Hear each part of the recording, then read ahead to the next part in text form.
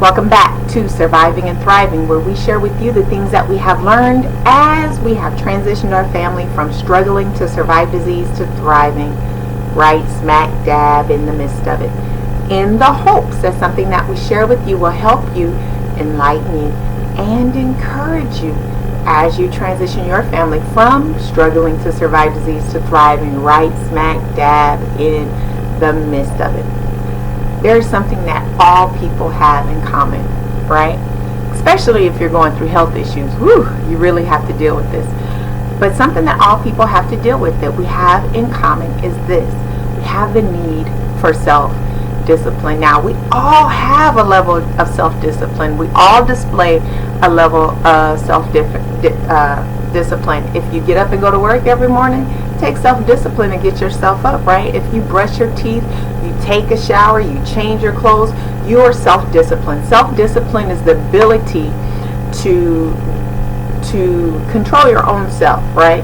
To do the things that you know that you need to do without being forced to, without being told to. And when we are going through health issues and overcoming health challenges, it is so important that we utilize self-discipline. The thing about self-discipline, you guys, is you can be self-disciplined in one area and completely lack self-discipline in another area, and that can sometimes be frustrating, right? But you can be a disciplined person and a non-disciplined person all at the same time. And when you're dealing with health issues, it is so important to be self-disciplined, because the things that we eat, we know it has an effect on our body. Whether you take in herbs or supplements or medication, your body needs those things. You know what you need to do, and not taking them can cause problems as well as taking too many, right? And so you know you need to do these things for life. You know the things you need to drink or not drink, how you need to sleep, whether you need to exercise or not exercise. We all know the things that we have to do to keep our bodies in the best shape and condition so that we can handle the things that we're going through and that we can overcome the things that we're going through. And a lot of times we deal with a lot of stuff, you guys, that can be self-inflicted. If you know you're not supposed to eat something, if you know you're not supposed to go somewhere or do certain types of things and you do it, it is self-inflicted. And so we have to display self-discipline so that we don't inflict these things up on ourselves. And if we're talking about overcoming, right, and not just surviving but thriving, we have got to display self-discipline. Now, I have to admit to you, I haven't always been very self-disciplined, right? I've let my emotions, my feelings, and my flesh lead out a lot. But over the years, I have learned how to become a more disciplined person. Now, even though I'm pretty disciplined when it comes to my health, you guys, it is still a struggle. It is important that when you're dealing with self-issues, what I found with my life and what I'm going to share with you is that you got to be honest with yourself, about who you are. You got to deal with the truth of yourself, because if you don't, you're just not going to be self-disciplined, and that struggle and that fight to become self-disciplined is just going to kick your butt. It's going to hit you all upside your head because you're not being honest with yourself. So I have found I have got to be honest with myself on a daily basis in order to walk in a disciplined life, to have a disciplined lifestyle, right? To be self-disciplined. So I have to look at things. So if you're looking at eating, okay, let's use Cheetos, because I like Cheetos, right? So if you like Cheetos and you know that Cheeto is not the best thing for you, you know what that Cheeto could result in and how it could affect your life and affect your health if you continue to eat those Cheetos. You have to make a decision, either to give up the Cheetos completely, right? Or you know that, you know what, I don't eat Cheetos, I choose not to eat Cheetos, but every now and again I may eat one just to get the taste of it. But if you're honest with yourself and you know that if one little bite of a Cheeto is it's gonna spank your butt and you're gonna end up eating a whole bag of Cheetos, it's better for you not to taste just that one little Cheeto. So you have to be honest with yourself. Either you need to cut it cold turkey, right? Or you can cut it cold turkey but know that you can have it in moderation at different times in life. I personally can't eat Oreos. I gave up Oreos, I don't know, about 15, 16 years ago, because Oreos used to kick my butt. I have never been able to eat one or two Oreos. I always eat an entire bag of Oreos. So I had to learn it, you know what? Because I tried it. I tried saying, you know what, I'm going to eat a couple of them. But they be calling me and talking to me, and I don't have no peace until that whole bag is gone. So I had to learn that I had to give up Oreos completely. So sometimes you have to look at yourself. There are some things that you may have to give up completely. There are some things that you know that even though you're not doing it and you give it up, you can do it in moderation. You can give yourself a taste every now and again. If sweets is a thing for you, you know, you might have to give it up completely. Or you may know that, you know what, every now and again I can get a bite and it's not going to tip me over and make me, you know, binge and be full-fledged a sugar addict again. So you got to be honest with yourself where you are, and do the things that you know that is going to set you up for success. If having some things in your house is going to tempt you, you know, you're going to have to get rid of it. Now, let me be honest with you. There was a time when I was really angry because I told my family don't bring certain things in the house because my discipline level was not there at the time. And so for a season, my family didn't bring some things in the house until I can get the taste for that stuff out of my mouth, right? And I can stand up to certain food items, because there was a couple things, you guys, that if I seen it, my knees would just get weak and I was going to tear it up, right? So they couldn't bring certain things in the house for a while. But then when I got that self-discipline in my eating and I was able to look at things and not be moved by it, they could have it in the house all day long. But I do know there's certain things that if I take a bite, it's over, y'all. I'm going to be eating it and it's going to be hard to get off of it again. Sometimes when you're going through the process of trying to become disciplined, whether it's in eating right, exercising, taking the things that you need to do for your health, just the whole regimen, y'all, we got a lot we got to do on a daily basis just to maintain a good place and to keep progressing in a good way. You know, there's a lot of things that we have to do. And to do those things, to get that habit is really hard. And to discipline yourself to do that is really hard. So once you get in the mode of doing it, one thing I found is once you quit, it is so much harder to get it back. It's like starting all over at ground zero. So you might as well maintain it while you have it. When you find that you're disciplined in the area, it is so much better to keep the discipline and to say no to whatever is tempting you. Go ahead and resist it, because to fall into that and have to start that process all over again, it is really hard. And when you put a lot of work to move forward, you don't need to go back or stand still for any reasons if you don't have to do that.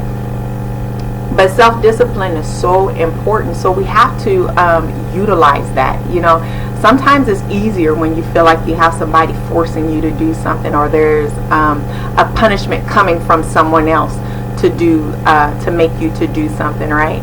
It seems like it could be easier sometimes if you have to give an account to somebody. For some people, that really makes you be disciplined, because you don't want to disappoint somebody. You don't like getting in trouble. You're a person who walks in excellence, and so you want everything that you do to be excellent, not perfect, but excellent, right?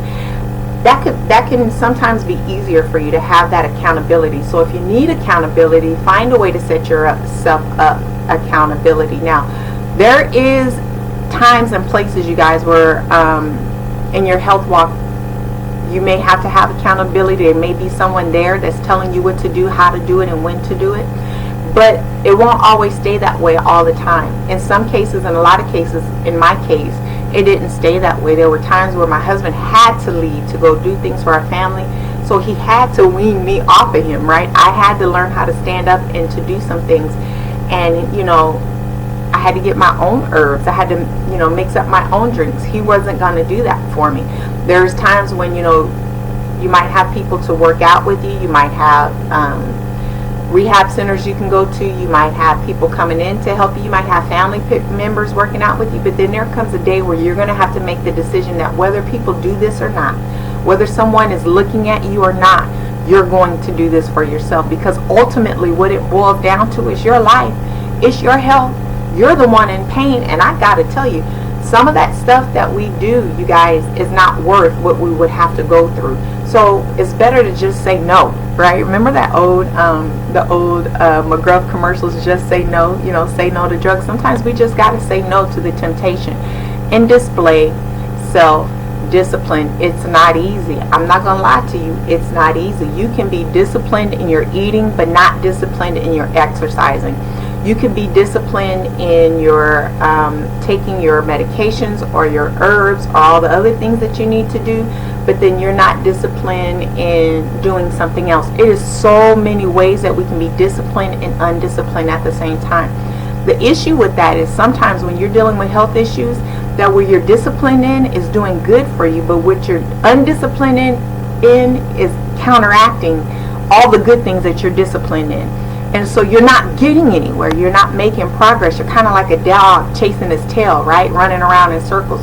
So we got to really work on this discipline, and it's a daily walk. Now, here's the other part of that. Don't get down on yourself and beat yourself up sometimes because you're lacking discipline, or because you're not you're going back and forth with that. Going back and forth with that is kind of like a common thing. It's a human thing. Don't feel bad about it. But what you don't want to do is beat yourself down to a place where it's harder for you to get up to do the things that you need to do. Where you beat yourself down to a place where you feel like it's not worth it. Oh well, I might as well give it up. Let me tell you something. Life is worth it. Having a good quality of life, it is worth it. Enjoying your life, having ability and mobility, all that good stuff, y'all, it is worth it. Even if you're in a bad seasons leave, right? And good seasons will come back around. These things happen. It's a cycle. It's the cycle of life. So wherever you're at, know that life is worth it. So just work on being disciplined. Don't beat yourself up and beat yourself down to where you can't keep going. Talk to yourself. Sometimes we got to chastise our own self, right? And we got to tell ourselves what we will and will not do. And sometimes if you're really a strong person on the inside, sometimes you can set up parameters for yourself. And you can even discipline your own self. And when I'm saying discipline your own self, I'm not saying hurt yourself, pinch yourself, cut yourself, or stick yourself with needles or nothing like that. Sometimes you know that, you know what, if I don't do this, right, it's kind of like a reward system. I know that if I'm going to do these exercises and work out and do this, I'm going to bless myself with this later on, right? Or I can have a goal that I'm working towards and I'm looking for the excitement of that goal. Or, you know, if I do this and do that and I get to this, I'm going to buy myself a new dress or something. That gives you something, a goal, a reward system to go for, right? But likewise, so you can say that, you know what, if I'm not doing the things that I need to do, I'm not going to give myself this, right? My husband's really good at that, right? If he doesn't reach these goals, if he doesn't do the things that he needs to do, he's not going to enjoy something. Like he likes slushies and stuff like that, right? So until he gets done the things he needs to get done, he won't enjoy that slushie. And if he doesn't feel like he did what he needed to do for that day, he's not going to reward himself for that day. So sometimes you can set up parameters and discipline your own self. If I'm not doing the things that I need to do, then I'm not going to partake in it. I'm going to deprive myself of this. Punish your own self, right? But self-discipline is really important, and we all need to work on it. I'm going to leave you with this one thing. I find, right, because like I told you, I was not always a self-disciplined person. I really did lack self-discipline. But as I read the Bible more and I got into the Word more and I would pray a lot because I wanted to be a woman of wisdom and a Proverbs 31 woman, and I realized that both of those did not lack wisdom, right, and didn't lack self-discipline. And I would pray and ask God to help me to be a more disciplined person. I find this, that when I'm stronger in the Word, when I am stronger in my spirit, self-discipline is a piece of cake. I don't really even have to think about it. I'll walk in it with ease. When I struggle the most with it is when I'm not as strong in the Word. Another thing that goes with that is when I struggle the most with it, I have something going on emotionally.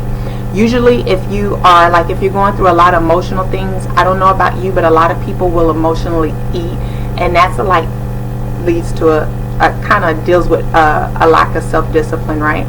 But that is because you're going through a lot of emotional things. So sometimes when there's things weighing on your mind, weighing on you heavily, you can see that it's harder to be self-disciplined. And when you're fighting with depression, trying to not be overburdened by the things that are weighing down on you, you can find that it's harder to be self-disciplined because life will weigh you down sometimes, and it makes it a struggle to try to get up to do the basic things that you need to do for life. So when you find that you're struggling with self-discipline, take a good look at yourself, good look at what you're going through, and deal with the heart of the issue. Truth about yourself and truth about what you're really going through will help you to fine-tune and get to where you need to be more self-disciplined. I hope something in there was helpful for you. Until next time, remember, in all things at all times, do you be you. Until next time, bye.